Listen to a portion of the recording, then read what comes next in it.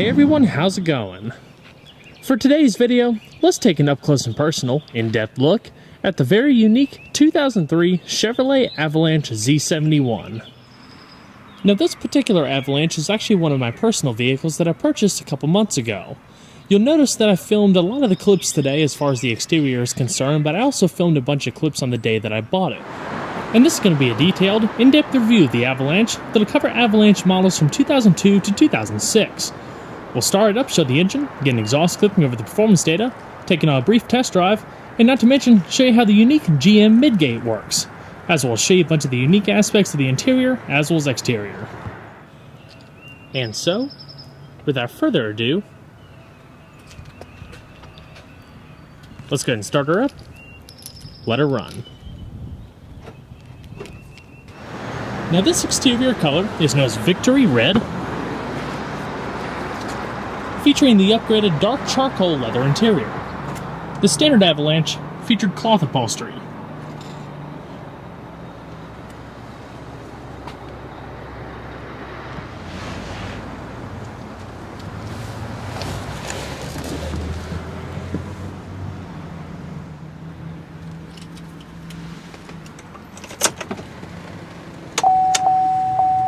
The seat automatically recalls the last driver memory setting.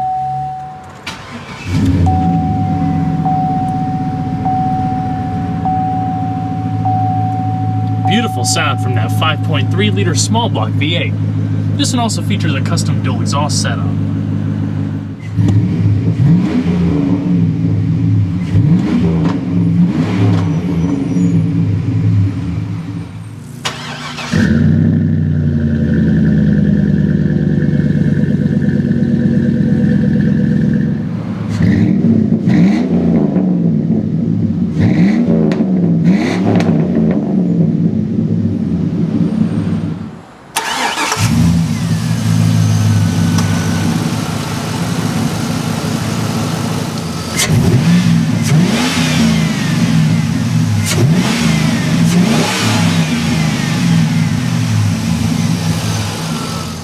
The steering is recirculating ball power assist and a 4-spoke leather-wrapped steering wheel with all of your multifunction controls in each spoke.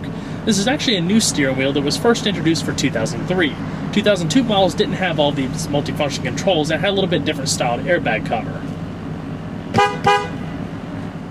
And as far as the gearbox, the standard and only transmission for these first generation Avalanche vehicles was a 4-speed automatic with electronic overdrive and tow mode located down below. Not to mention low gear selection, and a 6-speed automatic wasn't available until 2009. And so we're going to flip on the automatic headlamps, fog lamps, as well as the hazards. The driver's side window is automatic down. And we're going to check the exterior. Call it an SUV, call it a truck, or perhaps even a crossover of sorts, but the Chevrolet Avalanche blends it all. Produced in 2002 to 2013, the Avalanche provided one of the most unique solutions to a problem no one knew existed. Imagine you're in the need of a pickup, say Silverado, but you don't want to give up your SUV.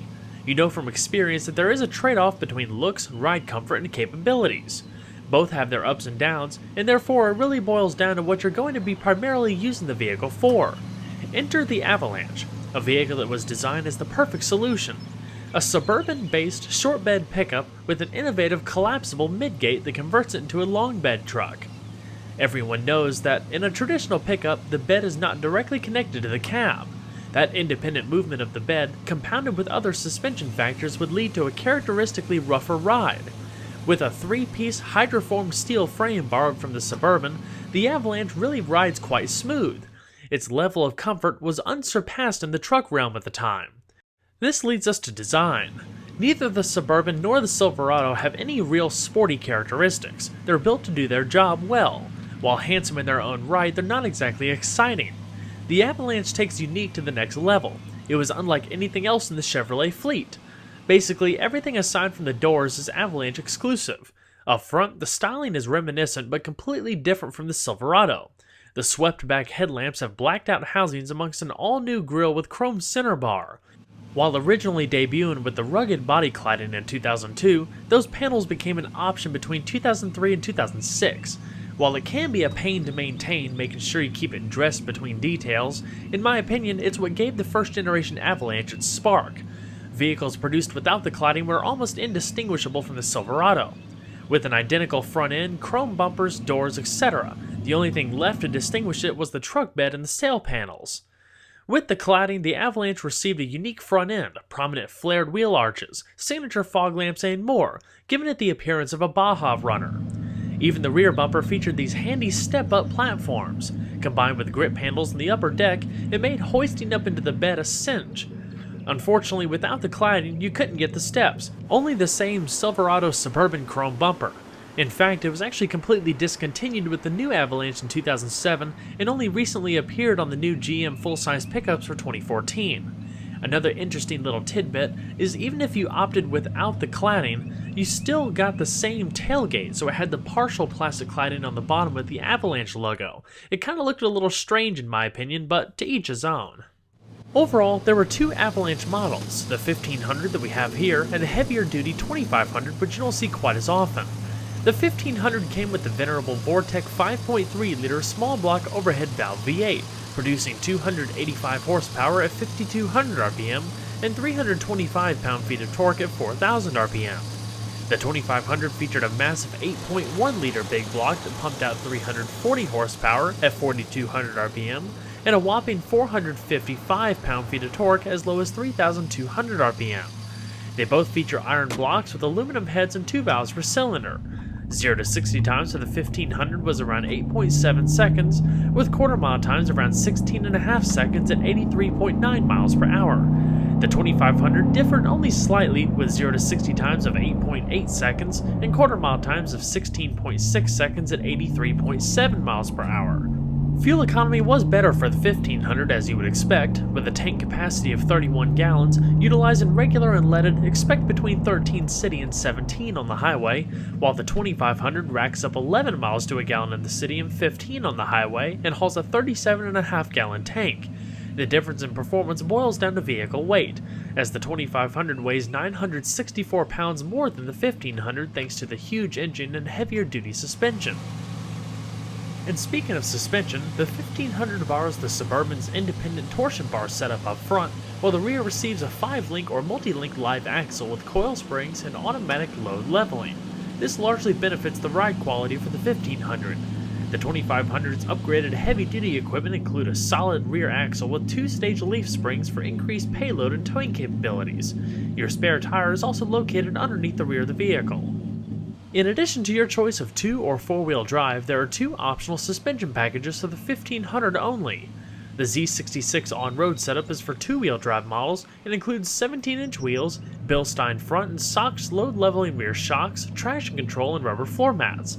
This Z71 is for the off-roader, again with unique 17-inch wheels, but it has Meteor tires, stiffer springs and shocks, underbody skid plates, a locking rear differential, high-capacity air filter, and also rubber floor mats.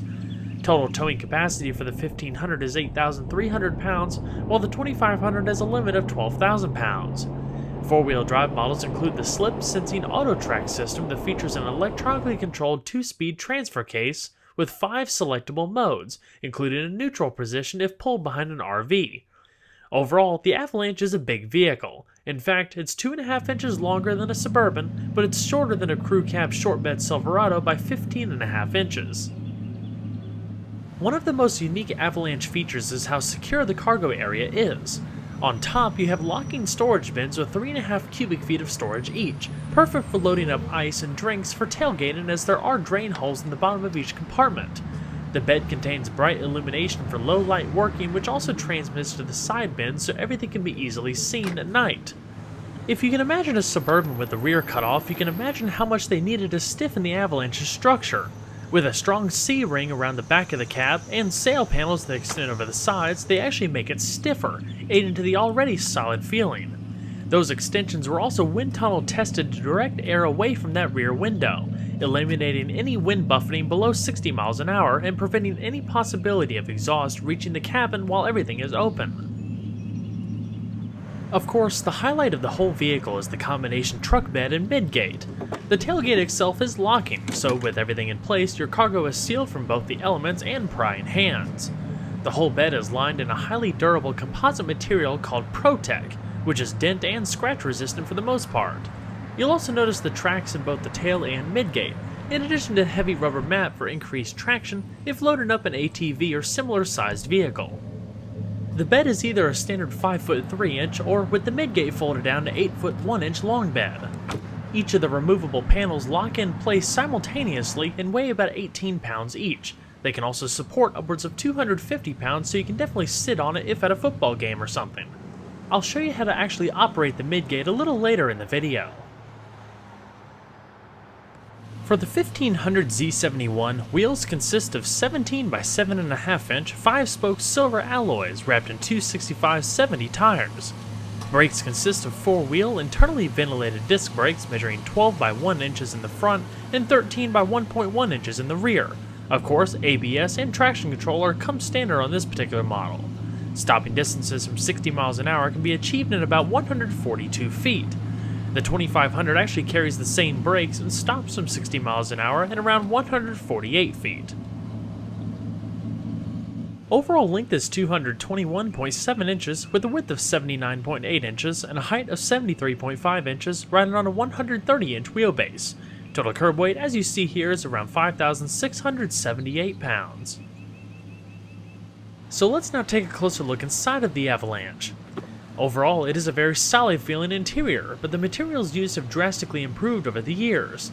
While it is super comfortable and I am partial to this cockpit dash styling, there is a lot of plastic used throughout.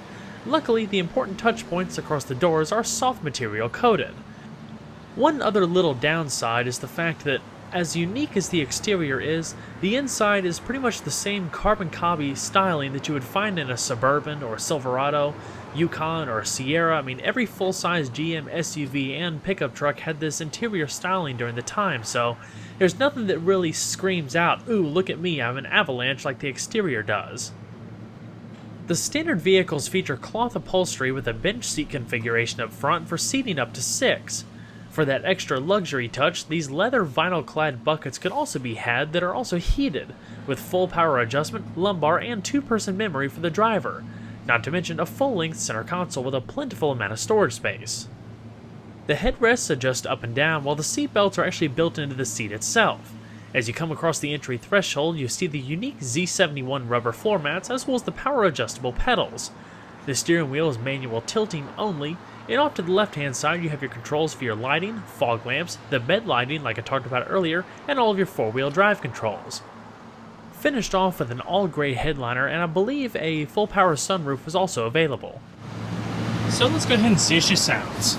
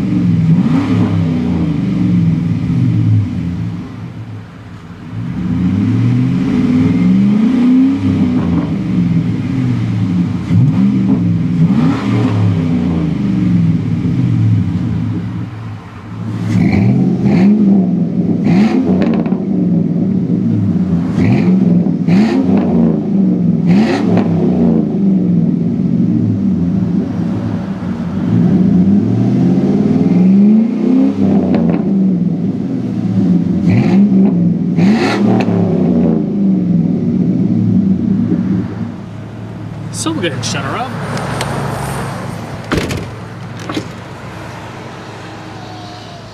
Now, in comparing the Avalanche's ride quality and handling profiles, it's more similar to what you would find in a Suburban versus a Silverado, being that this shares the same chassis as the Suburban and Yukon XL, Escalade, ESV, and all those. So the ride is very smooth. It's quite a comfortable vehicle. These seats are as big enough as they can be lounge chairs, and you do have armrests up here for a little bit more support. You do have good lumbar support.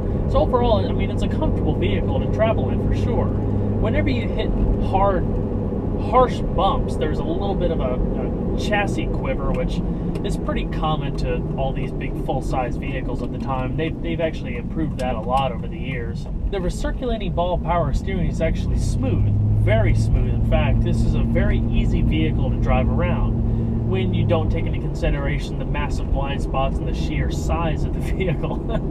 But as far as movability down the road, it's just as easy as you would find in a typical car. But that being said, the biggest drawbacks to something of this size, at least with the Suburban, you have a lot of glass in the back. But the Avalanche, you do have a lot of glass back here. I mean, you can see clear across the back of all those covers back there, but you can't see where the rear end actually is sometimes. So backing up can be a little hard. You might want to use the touch and feel method when it comes to curbs in a parking lot. But it definitely takes a little getting used to. But what I really like about the Avalanche is the fact that it pretty much answers the problem that nobody knew was there, like how to make a truck comfortable but still keep the practicality. So you have the comfort of a full-size body-on-frame vehicle, but you also have the practicality of a pickup truck that, in the right configuration, when you take all the stuff out, can turn into a long bed pickup truck. So it's really like the best of both worlds, in my opinion. That's the reason I bought the thing in the first place. I mean, I like trucks, but I'm not a truck guy. It's not really something that I want to drive all the time. But this is something I drive all the time just because it is comfortable. It's relatively easy to maneuver, and you can lock up the cargo hold and all that kind of stuff. So if you have stuff you didn't want somebody to try to take out of your truck, you can just lock it on up and be on your way. Now, I'm 5'11", and just like the back seat, there's no problem with room at all up here. It's absolutely huge. You got a broad center console, you got plenty of storage space. Ergonomics are all right. I mean, all the steering wheel controls pretty much control everything you ever need to do except for the air conditioning controls, and you just got to lean up a little bit right here or mess with up here. So it's not too bad at all. All the four-wheel drive, lighting, windows, all that kind of stuff, it's all within really relatively easy access.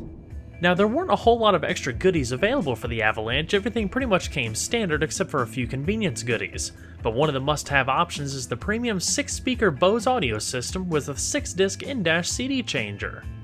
Now, just like you'd expect from Bose, the sound system is nice and crisp, packs a punch, and definitely sounds great for 2003.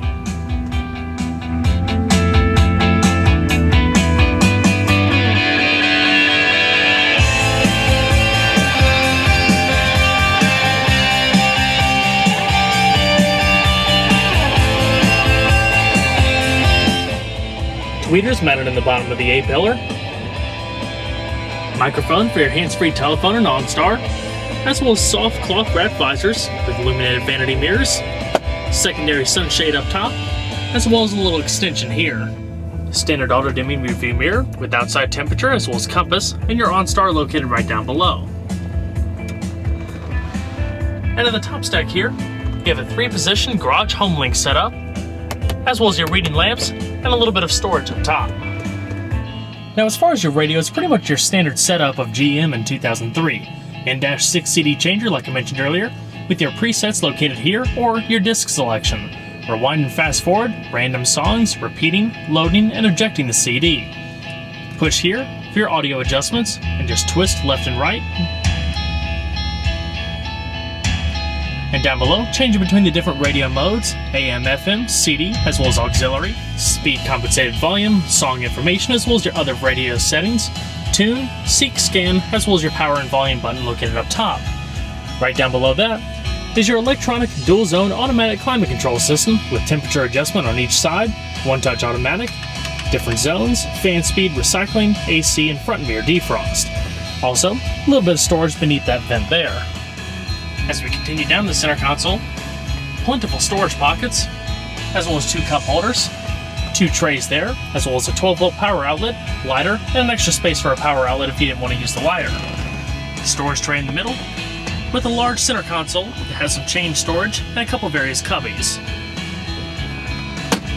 Now, I'm a real big fan of this generation GM styling. Now, while these vehicles never had the most stellar build quality, it definitely looks pretty cool, and like I said, it's pretty much shared with all GM full-size SUVs and trucks of this generation, so it looks like a truck, and it definitely feels rugged.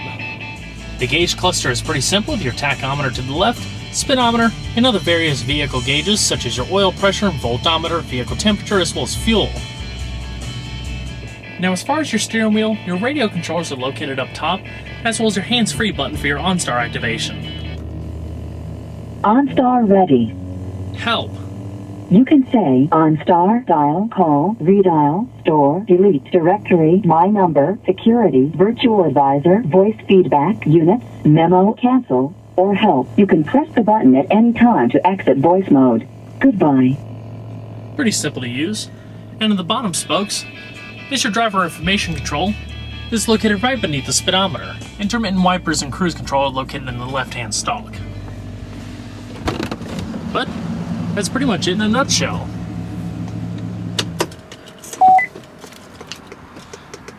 The seat automatically goes back to allow for easy entry and exit. And we'll go ahead and check out the back seat. Just like you would find in a Chevrolet Tahoe, the back seat of the Avalanche is nice and spacious and provides a good amount of comfort for longer journeys, especially more so than you would find in a Silverado. Door panels feature similar styling with some modest padded material, carpeted portion down below.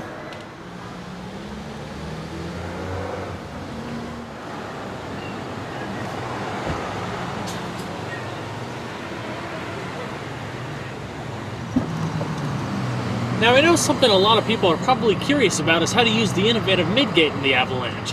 Well, first, you want to fold up the seats, just like you would if you were accessing the back seat in one of the SUVs.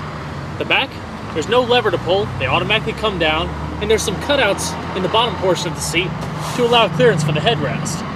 And the other side.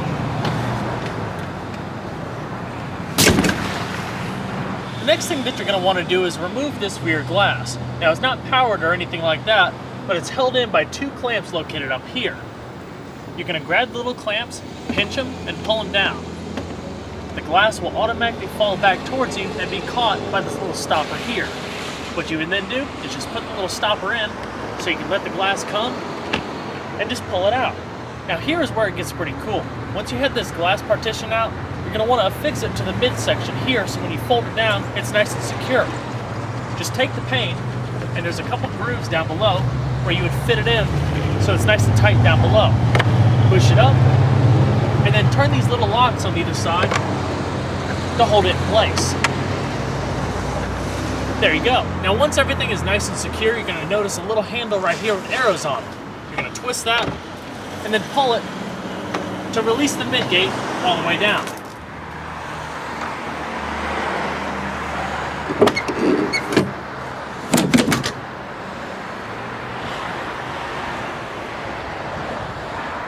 In order to unlock each panel, you'll see those 3 bars.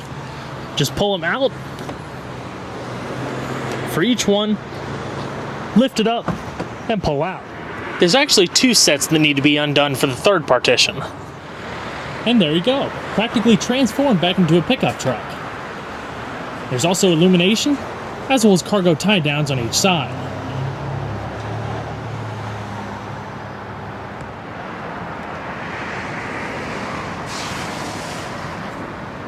And if you look closely, each of the panels are numbered in case you get them out of place.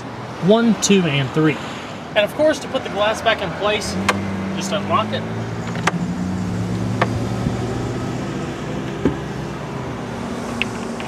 Put it back up into the grooves here, push it past the stop.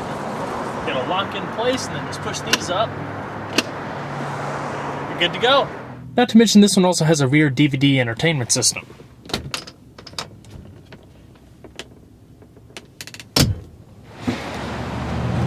So we'll go ahead and hop on in the back, using the grip handles for entry and exit. running boards would make it a little bit easier. As far as initial impressions, I'd definitely say that it's pretty comfortable back here. The seats do have a nice amount of padding. I'd like a little bit of extra lower back support, but overall, not too bad at all. Good and cushy. If you need more headrest support, these are also adjustable by just raising them up. There's no button to push or anything like that, they just go up and down on your own, just to use a little bit of force. In the middle, there is a padded center console with 2 cup holders, as well as rear audio controls and 2 air vents. I'm around 5'11", and with a comfortable seating position for someone of my height in front of me, I probably have a good 5 inches or so of leg room, and maybe about 4.5 or so inches of headroom, roughly. So, let's go ahead and check out the rest of the vehicle, shall we?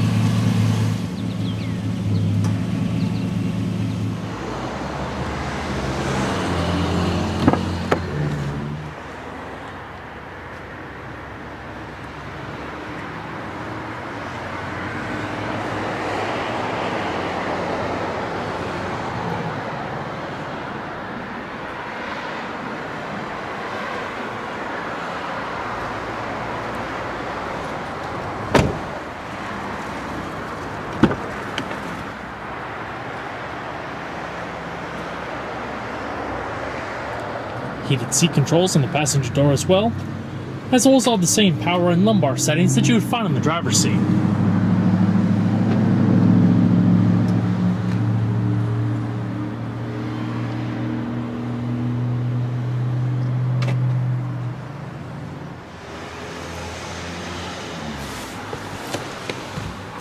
Grip handle up top.